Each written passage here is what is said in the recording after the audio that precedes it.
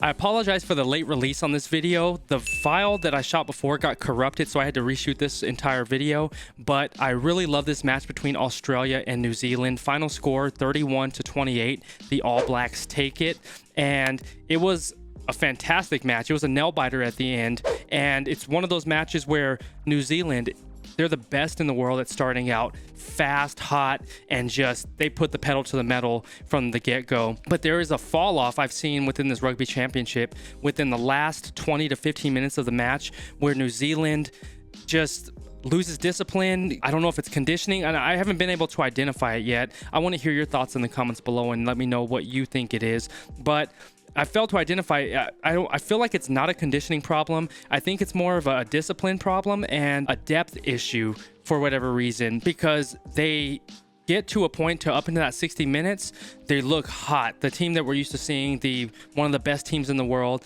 And after that 20 minutes is left in the match, there's a dip off. And with that dip off, they allowed Australia to get back into the match and almost coming back and securing a comeback win. But we'll start in the first half, and it's really a tale of two halves. The first half all the way up into even the first half, the first minute of the match through the first 15 minutes of the match, New Zealand was putting it on Australia. Australia didn't have a chance to breathe. Their defense looked timid. Their defense looked passive. I think the word is passive, probably the best word of the Australian defense.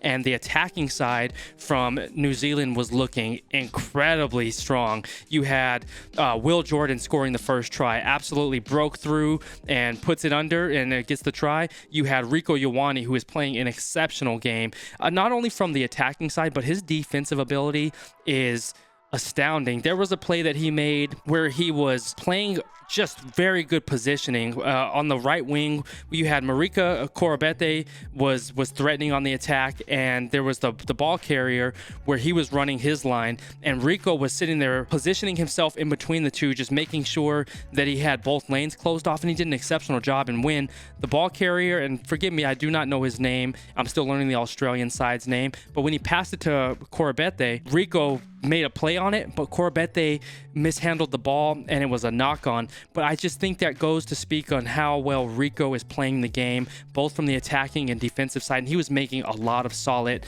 tackles this match, and I really love the way he's coming through. And another player that I'm loving on New Zealand is Caleb Clark. He is just absolutely incredible to watch. Powerful man. He got the ball on the left wing, and once he just digs that foot in, there's so much power and explosiveness in that man. He just has the size, the frame, the agility, the quickness, and speed just to get over the line. And once he takes off and makes a decision, he's an impossible man to stop, just because so much size and speed and just strength in his body. Incredible game that he played, and just all the big names from New Zealand showed out. Artie Savia, of course. You had Will Jordan, Rieko Ioane, Caleb Clark. D-Mac was doing good. He made some errors when it came to line breaks and stuff like that. So I feel like New Zealand's going to figure it out and get it resolved. But it was awesome to see Australia climb back in and get in the fight. They were not looking great at the beginning of this match, and there was, so many lanes being left open on the defensive side. Their attacking side was non-existent in the first half, and they got back and clawed back into the game. And I think this is due to the fall off on New Zealand within that last 20 minutes. There were 2 yellow cards that happened to New Zealand. And the first one, I think it was Leonard Brown. Let me know what happened there. I was still trying to research what happened with him getting a yellow card. We'll look at the stats here in a little bit. And there was a second yellow card. So they were 2 men down, and Australia came out just attacking and taking advantage of that opportunity. But in the first half, Australia, the 2 big plays that they had from the attacking side, they only had a few opportunities to attack within and make a strong phase attack in the first half. And it was off of 2 lineouts. Their first lineout where they got the line break on the right side and got the try, and the second one was where they got that lineout on the left side of the pitch, and then he rolled off of the maul and scored. And so they had 2 opportunities and they took advantage of them. So they only had that I can count 3 true attacking chances in the first half, but they took advantage of 2. So that was a fair play to them to stay in the match with those tries and then fight their way back in within the second half and the last third and fourth quarter of that second half and taking advantage of that. But overall, I really loved this game. It was more competitive than I thought it would be. I thought New Zealand was going to really put it on Australia, to be honest with you. I thought it was going to be a blowout. But Australia, it was nice to see that they're sort of coming to form. They're growing as a team. They look more cohesive. They look like they're gelling a little bit better, getting that field time together, which I'm liking to see. And New Zealand always looks dominant. I just think there's some pieces that they have to figure out still, and they're figuring out their system still with the new coach and their lineups. So I think once they figure out their full 23-man side where they feel confident in their bench and they're able to switch players in and out, I think that's going to give them that full 80 minutes that they're looking for and pick up for that fall off that we're seeing in the last 20 minutes. But let's jump over to the stats and look at the entire breakdown of this match. So New Zealand wins 31-28 over Australia.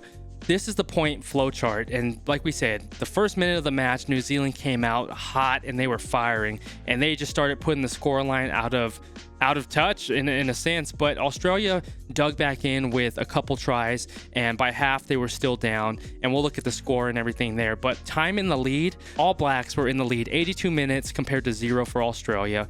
99% of the game they're in the lead, and in the last 10 minutes the possession time goes in favor of Australia, 81-19, and Australia scored that last 7 points within that last 10 minutes. So they were really threatening on the attacking side in the second half, having that last 10 minutes, and they were having the possessions and making great plays and putting phases together.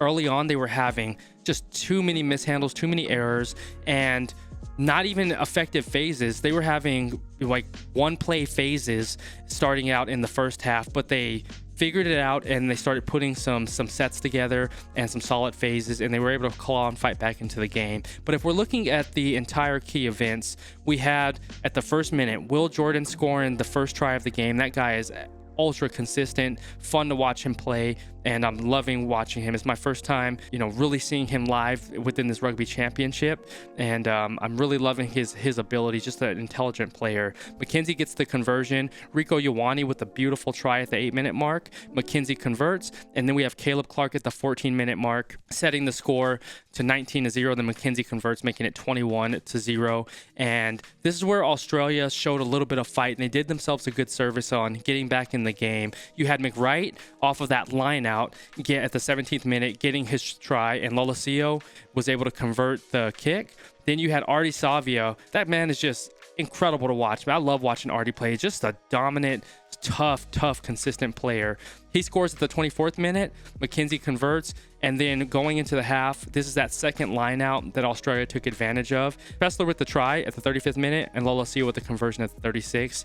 And then at halftime, as the announcer, I think, said really brilliantly, he's like, you can tell the difference between a world-class team and a competitive team. He categorized Australia as a competitive team because they can compete, but they're just not at that level yet. And he categorized New Zealand, the All Blacks, as a world-class team. And he just says you can see the quality of play between, the plays that they're running, the sets that they have, the players that they have, the depth.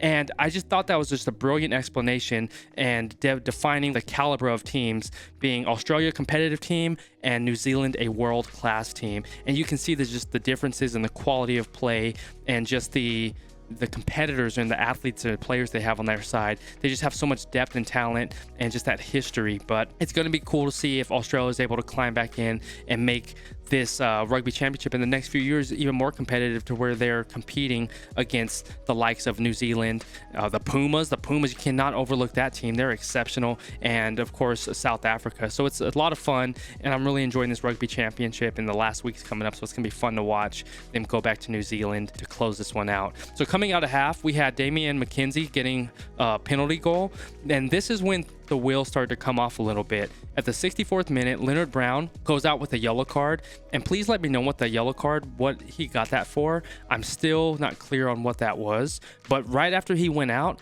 Paisami from Australia gets a try at the 64th minute, bringing the score to 19-31. Lolesio converts, making it 21-31 at the 65th minute. Then 6 minutes later, we have Caleb Clark getting a yellow card. So they're two-man disadvantage right now. And just right off the heels of that, within the next 7 minutes. Wright from Australia gets the try at the 78th minute, but they just did not have enough time and breathing room to make the game even at that point. They do the reset, kick it. They lose the scrum. Artie Savia kicks it out, and that's the end of the match. But it was a nail-biter at the end, and it was fun to see how competitive it was in this match. If we're looking at the 22-meter entries, 11 entries for Australia, 13 for New Zealand, 2.5 average points scored for Australia compared to the 2.3 for New Zealand. And looking at the attacking profiles, New Zealand won every category except for the 22-meter conversions, and that's the one with the stat we just saw, 2.55 compared to 238. Australia has 255, New Zealand 238. And then 22-meter entries, New Zealand 13, Australia 11. Line breaks 10-6, 144 to 119, 20 to 18, and 403 meters compared to 327 meters. All those categories go to the All Blacks. And it's crazy to see how many post-contact meters there were for both times. New Zealand went 4 lengths of the field as far as contact meters, and New Zealand went almost nearly 3.5 lengths of the field. And so it speaks to the pressure and the attacking ability from both sides. They have some weapons, man. And I think there were a few missed tackles and things like that that added to these post-contact meters going, because Australia had a very weak defense on the first half. There was a lot of breakdowns on the defensive side, and New Zealand had a lot of breakdowns in the second half, which I believe led to the numbers we see. And I want to hear your thoughts on that as well, Qrew. But that's just what I'm taking just from my thought process in watching the game live. Looking at the defensive profile, all the categories are in favor of Australia. Well, I say they're in favor of Australia. They're actually, as you've all continued to educate me, I appreciate you so much letting me know. Just because they have more tackles doesn't necessarily mean that they won that advantage, because they're basically playing on their heels. They're always trying to defend their goal. 11-5 dominant tackles, Australia. 172 tackles made to 149. Australia wins that one. 35 tackles to 24. For Australia, tackles missed, I should say. So they missed 35 compared to the 24. So New Zealand really wins that category because they missed less tackles. Turnovers won 9-8. They were both close in that category. Tackle turnovers 3-1 for Australia, and then tackle offloads allowed 17-7, and Australia allowed 17. So New Zealand did a good job not allowing those offloads to happen. And if we're looking at the ruck speed, when the 0 to 3 seconds, 58% to 56%, Australia has that advantage. In the 3 to 6 range, 25% to 31%. The All Blacks take that, and 6+ seconds, 10-9, just by a thin margin. The Wallabies take that, but the rucks won, 100 rucks won compared to 87, and the All Blacks take that category. Last 5 penalties of the match, and this is where I feel New Zealand has to clean it up a bit. I wonder if there's just some discipline or lack of focus issues right here, because they basically shoot themselves in the foot with 4 of the last 5 penalties coming from New Zealand. And so that's where they fall apart and give teams a chance to get back into the game and even win the game. So that's what's interesting to see what's happening in this rugby championship with New Zealand. But I'm sure they're going to dial it in as the years progress, getting into this Rugby World Cup cycle. Looking at the match summary, the entire stats, we have total territory, 54% for the All Blacks, 47% for the Wallabies. And the breakdown goes starting from the left side. On the left side, 22-meter entry, 22, 32, 24, and 23. So the All Blacks were in the Australian territory way more on the attacking side, specifically within that 50-meter entry zone. So the All Blacks were doing really well getting in there, and they were just scoring at will, honestly, because within that first half, they would get to that 50-meter entry, and they would just blow past the gain line and just put a try down. There wasn't much contest happening early in the match, so I can see why they're sitting in this category over here. But I really like looking at the possession time breakdown and split between the two teams. In the last 10-minute possession, 81% goes to Australia compared to the 19 for the All Blacks, and that makes sense. The All Blacks were 2 men down at one point within that last 10 minutes, and then Leonard Brown came on, I believe, with 70 some odd minutes left or somewhere around there. But Australia was attacking, and they were really trying to put points on the board, and they were able to get a try on the board and draw themselves within 3 of New Zealand, but just didn't have enough time to make a full comeback. But New Zealand did a good job separating themselves early in the match and giving themselves that breathing room. And with the possessions overall, 54% as we saw compared to 46%. But if we're looking at the Wallabies territory, starting from their own 22-meter entry, go 6, 30, 32, 33. So it's pretty balanced as far as their attacking.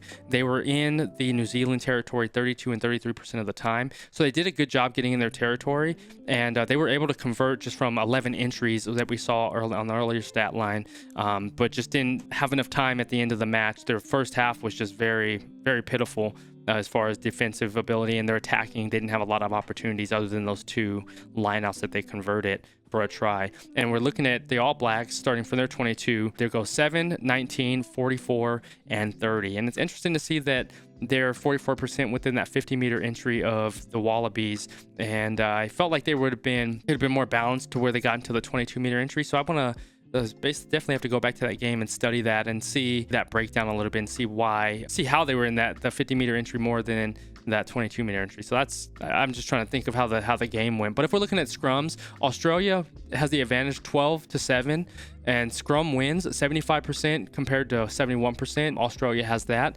Lineouts, they're tied at 16. The percentage lineout wins 88 for the All Blacks, 75. The All Blacks take that category. Restarts received 6 for the All Blacks, 5 for the Wallabies.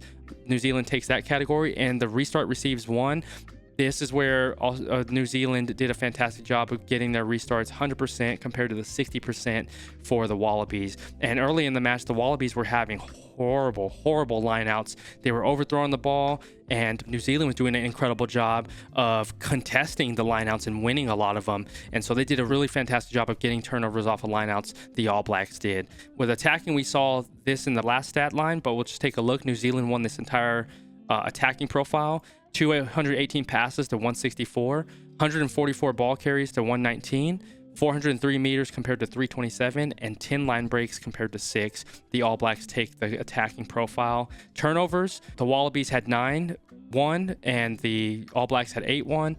Turnovers lost 19-15, and New Zealand lost 19. The Wallabies lost 15. And this is just like one of the tells of the tape, which brought New Zealand biting their nails at the end, in a sense. Those 2 yellow cards that they got were just tough, man, because when you go 2 men down, and the attacking was solid from Australia, where they took advantage of those opportunities. New Zealand almost shot themselves in the foot in that last 15 minutes. If they clean that up, we're going to see a very well-rounded side of New Zealand. But I'm interested to see what's causing that to happen for them. It's happened pretty much this entire rugby championship from most of the games that I've seen. And so I'm interested in what they're going to do to clean it up. Is it a conditioning thing? Is it the lack of depth in the 23-man roster, or is it just lack of focus? I just really want to see what it is as far as like a discipline thing. So I'm interested to know your thoughts on that one, Qrew. Let me know. You have a lot more expertise and insight that I do, as in I'm continuing to learn what it's all about. And we saw the defensive profile. Tackles made 172 to 149, 35 tackles missed